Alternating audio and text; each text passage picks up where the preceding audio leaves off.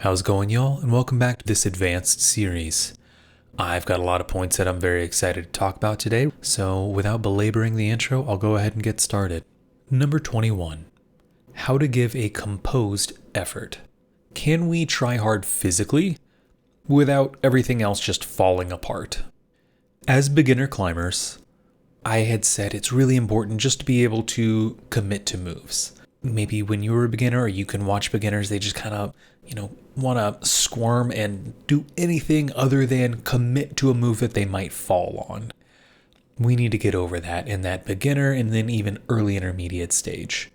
As intermediates, it becomes, can you try harder physically? Can you pull a little harder than what feels natural? That is super important. Now that we're advanced climbers, we need to learn how to try harder physically while still being able to stay technically and emotionally composed and proficient. Now, there are two reasons why this is important. First off, the moves we are asked to do now are more technically demanding. The climbing that we are doing now is more complex, which means we have less room for error. And if we are just kind of bull in a china shop climbing, that's not going to work for us quite as well. That maybe worked as an intermediate, and we've all seen that climber who is just scrapping their way up like a V4 and feet are cutting on every single move. They are trying bull sees red kind of energy and they manage to get to the top and you're like, wow, that's incredible. And I think there's some value in harnessing that to some degree, like that tenacity, but we have to be more composed. The climbing we're doing is more technically demanding. It's just harder in a lot of ways. There's more nuance. We can't just black out, try as hard as possible, and expect success the way that we could at lower grades. The second reason why this is important is, and this is kind of fun, you're strong enough to physically overpower moves now. If you are strong enough to reach past the hold you're going for, you're strong enough to overpower it, to put too much force into this move and have it go wrong. And, it's important to know that overpowering a move doesn't simply mean, I went for this 2-foot move and I turned it into an 8-foot dyno. That's not what I mean. Overpowering ends up looking at like these weird energy leaks. Maybe you're still trying to go that same distance, but your body has too much upward force.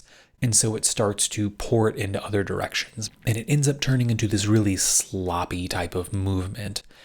But a lot of people just associate that with power climbing. They think, this is like power climbing is just harsh, brutal kind of thing. And we see people who are so good at moving powerfully and they look graceful a lot of times when they do it. And we assume that's a high level of strength. It is. Don't get me wrong. There's a lot of strength there. But what they can do better than so many of us is they can ratchet down the amount of power that they put into a move to where it's just enough so that when they hit a hold, they don't go flying out wildly because of all that extra speed that they built up. They hit it with just enough speed to land softly, hold it in control, maybe bring their feet back on from there.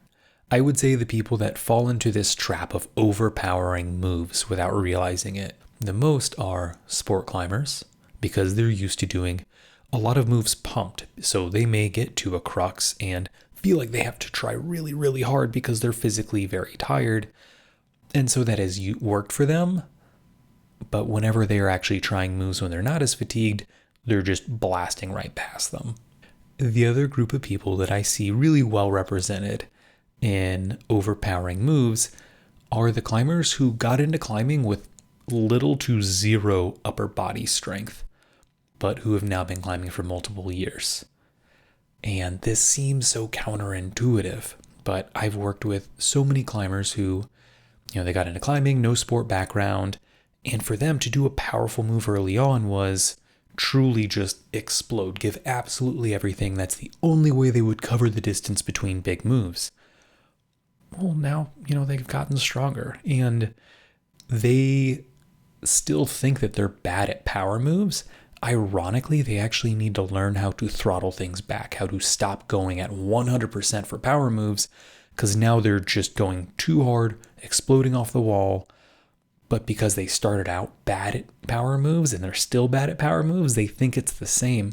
Ironically, they just went right past this kind of happy middle zone.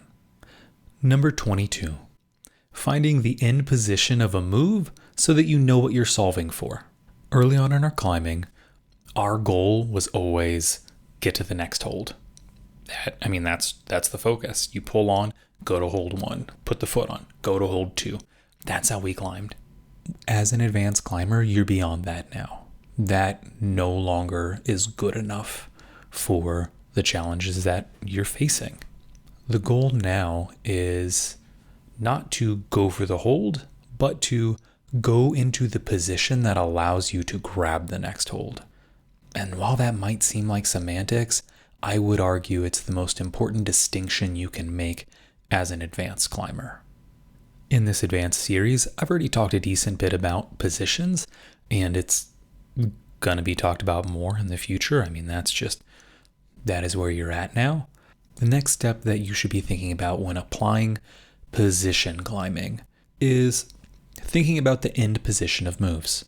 Where exactly are you trying to go to be able to grab a hold well? One of my favorite ways to test for this is to climb up to the next hold that you're trying to go for, get your feet on the same feet that you're going to use to be able to get there, and try and find what is the position that you're going to need to be in. A good way to think about this is if you're going to try and down climb that crux move, where do you want your body? This doesn't always work, but it's actually a pretty solid method for being able to say, oh, this is this over here. This is where I want my body to be able to drop down if I was going to reverse it. So then when you go up, that is the position that you want to be aiming for when doing the move. Learning how to use positioning in climbing is a game of mastery. This is the game we'll be playing for the rest of our lives. So if it feels a little bit discouraging or overwhelming initially, don't sweat it. You've got time, and it's going to take time just to get used to it and to really learn and understand it. Number 23, don't let your strengths become your personality. Oh man, this one's an easy one to fall into. You've been climbing for a while now. You're probably pretty good at some things. There may be some things that you even had sort of a natural aptitude for.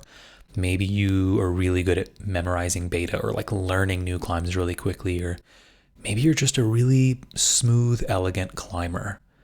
And people compliment you on this, which feels good, obviously.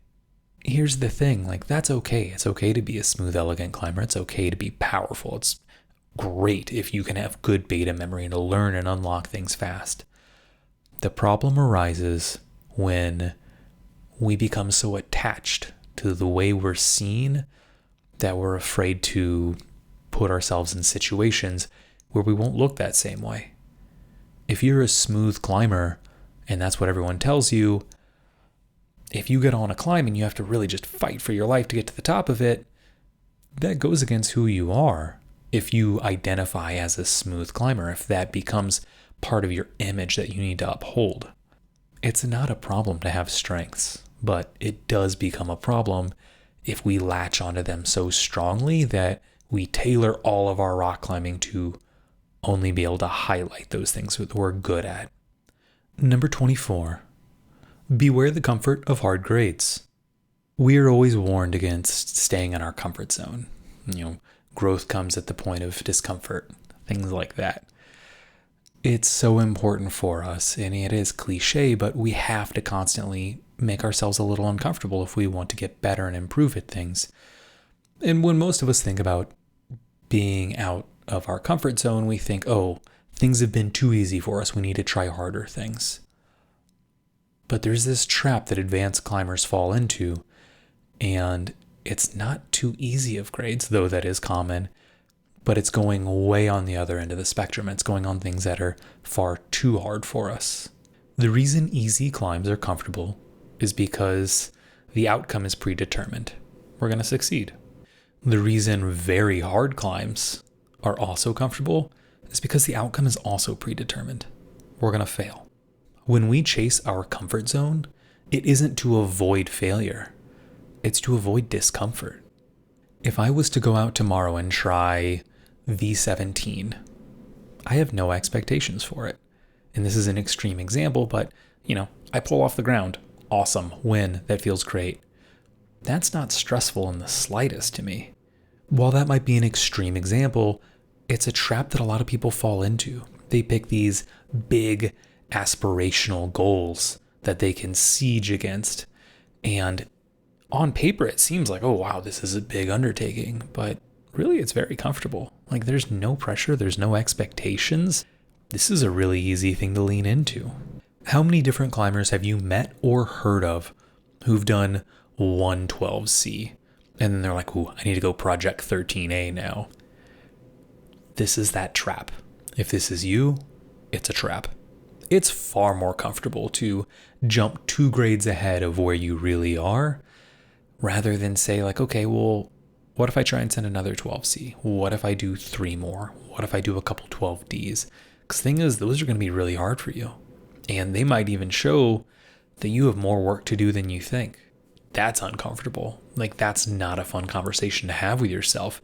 It is far more comfortable to say, oh, I'm going to reach all the way out to there, and then I'm going to get on this thing that, if I just do all the moves on a 13A, wow, that even if that takes me 4 or 5 days, that's cool. That is such a huge step forward for me.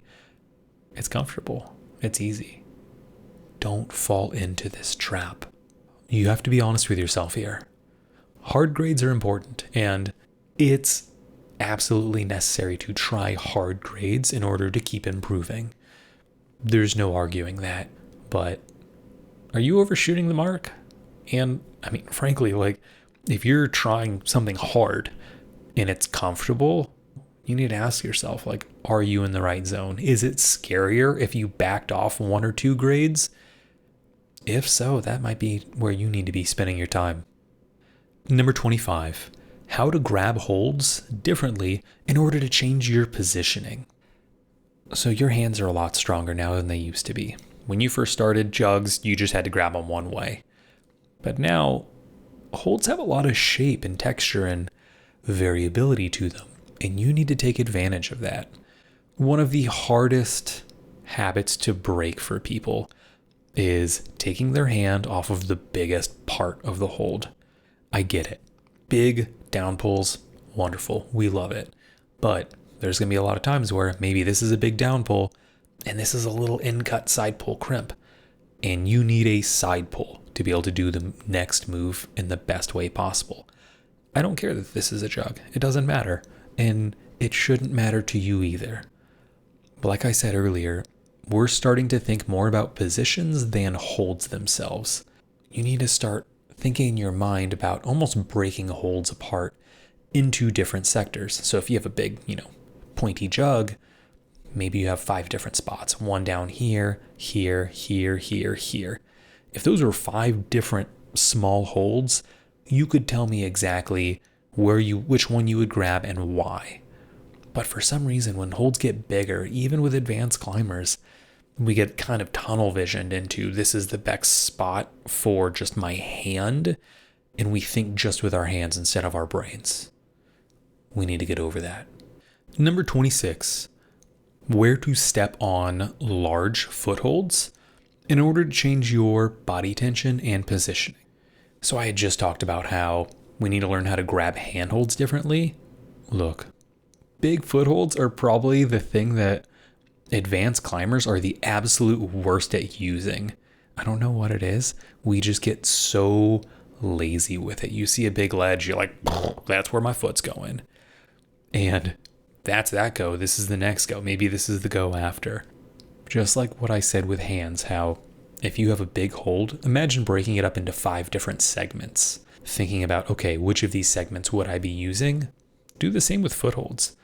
I can't tell you how many times people will see a big rail that maybe has like pointed edges on the corner, but they just step right in the middle because they're like, well, middle's good. Where realistically, maybe if they stepped on this corner, they could grab and pull themselves over. They could compress with that. Or if they're stepping on this corner, they could stem against it to create some opposition. There are so many options that we have, even for tiny little foot jibs. Just the way you step on them completely changes the way that your body can move, can oppose, can compress. there are so many things that we can do with our legs. They're so mobile, they're so strong. And this all starts with, how are you placing your foot on a hold? Start with big holds, because most people, when they use little footholds, they're a lot better at it. It makes sense. It's so small that you're like, I have to do it well. But God forbid I give you a giant jug foot. Like, most of us are just elephant feet. Number 27, climbing from position to position. Honestly, I think this probably borders between advanced and elite skills. I said earlier that positioning is a thing that you'll have to consider for the rest of your climbing life.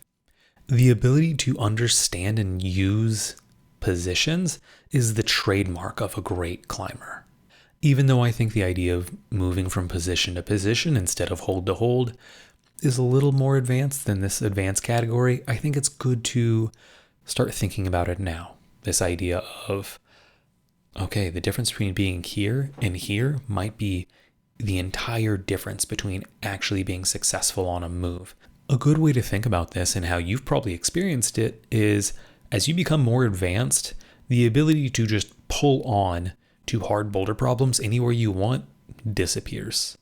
It's incredibly common that I cannot physically pull myself off the ground into a crux section of a boulder problem. I either need to stack pads or get a push, or I have to climb into them, because the difference between being here and here is the difference between me being able to hold onto the wall and not. So I can't pull on even from here to get to here. And that's totally normal. Like, I might be able to do the move every single time in sequence, but physically cannot pull myself off the ground. This is something that, as an advanced climber, you've probably experienced to some degree. And it's also why sometimes doing big links is way easier than doing moves individually.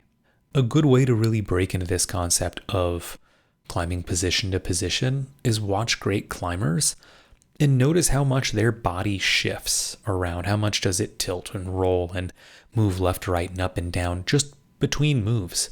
You know, if they grab a handhold, how much does their body shift around as they walk their feet, as they set up for the next move?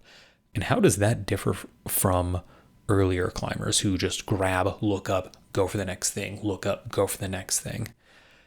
The more you can spot these things, the easier it's going to be for you to apply them into your own climbing. Number 28, the 7-go rule.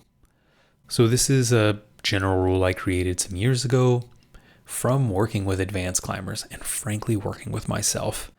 There's this thing that happens to people as they become more and more experienced. They develop a lot of confidence about what they believe they know they can do. So how this ends up looking is maybe someone who's been climbing for a lot of years will try a move, and they'll try it once. They're like, oh, it feels hard. They try it a second time. They're like, I can't do it. And they move on. You don't know that. There is this weird moment to where we have all this confidence in what we think we can do and can't do. And we'll even tell you, no, like I know my body. I know what I can't do. And oh man, we all fall for this one at some point. Like, you as the advanced climber need this so badly. The idea behind the 7-go rule is if you encounter a very hard move, you have to try it 7 times before you're allowed to pass any judgment on it. And if in those 7 goes, you manage to make any progress whatsoever, maybe you started out and you could barely hold on to the start holds, and then on go 7, you were able to pull up and like almost touch the next hold. Cool. You either have the option to continue trying it today or come back to it another time. If in 7 goes you make 0 progress, none whatsoever, and I mean truly 0, like, you couldn't pull onto the start hold, and even after 7 goes, you couldn't even like hold it for a half second longer. 0 progress. Yeah, you know what?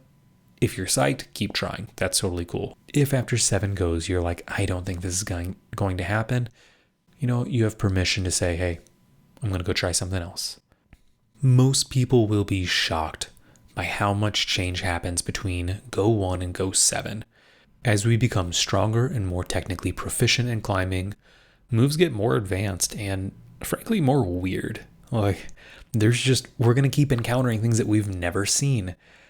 And If you become rigid in your mindset around what you can and can't do, you're never going to solve these new puzzles. I mean, and that's what they are. You have to sit with them and really work them out to be able to coax your brain and your body into learning. It takes time. We're not beginners anymore. Things aren't just going to be spoon-fed to you. You got to put in the time. Thanks for following along with this episode. If y'all found value here and you'd like to help support the channel, I'd appreciate if you hit that subscribe button down below. Let me know what questions you have after watching all of this. And also let me know what thoughts you have. I'm starting to branch into things that are a little less of the basic fundamental advice. If there are things that you think I missed, or maybe there was something you're like, ooh, that was good, but I wish you would have said more about it, let me know. Also, if you disagree with me on anything here, please let me know. I would love to hear discussion from y'all. Thanks for tuning in, and I'll see y'all next time.